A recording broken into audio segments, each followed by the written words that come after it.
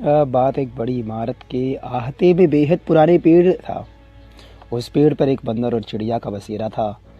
एक दिन उस इमारत में आग लग गई और सारे लोग आग बुझाने में जुट गए।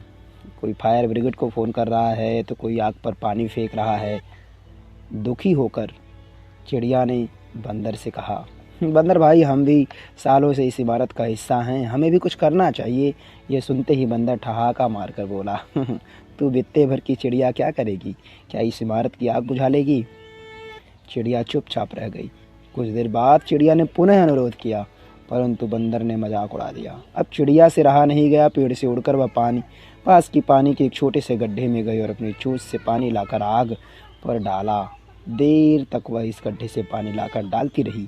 बंदर यह देखकर लगातार हंस रहा था। काफ़ी देर बाद बहुत सारे लोगों के मिले जुले प्रयासों से आग बुझ गई।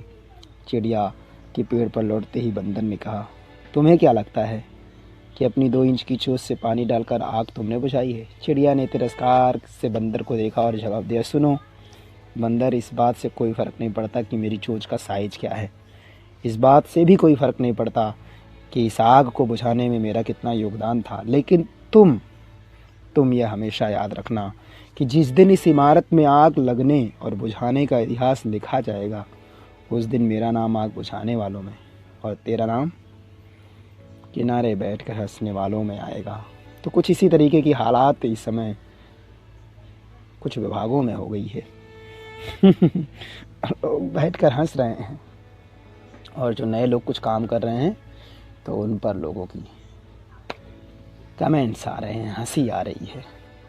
लेकिन याद रखना, ये भविष्य जब लिखा जाएगा, इतिहास लिखा जाएगा, तो उसमें इन नवनियुक्त एनर्जेटिक ऊर्जावान लोगों का नाम सकारात्मकता में आएगा और आप लोगों का तो भैया बस महान है, महान बने रहिए ऐसे ही।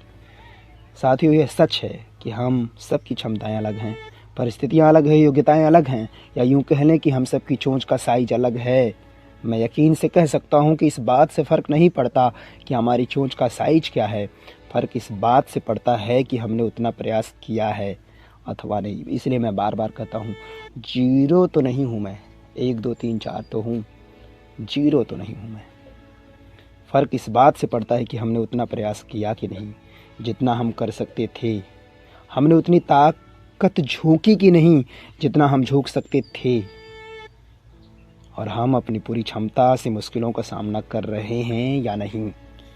हमारे भीतर उस चिड़िया जैसे व्यवहार करने की क्षमता होनी चाहिए जो बंदर को अनसुना करके सही कार्य पर डटे रहे। चिड़िया ने जब आग बुझाने का मन बना लिया तो यह नहीं सोचा कि वह कितना योगदान दे पाएगी, पर पूरी लगन से कार्य में जुटी रही। तो ऐसे ही पूरी लगन से हम जुटे रहेंगे, जो होगा होगा, देखा जाएगा भाई। क्योंकि कहा है ना किसी ने, लगन तुमसे लगा बैठे, जो होगा देखा जाएगा। वैल्यू बढ़ा लीजिए, सुनते रहिए, हमारे साथ यूं ही बने रहिए, हम आपसे रूबरू होते रहेंगे। बस थोड़ा सब्र करिए, सब्र का फल मीठा होता है। से बाय बाय, नमस्ते, फिर मिलेंगे।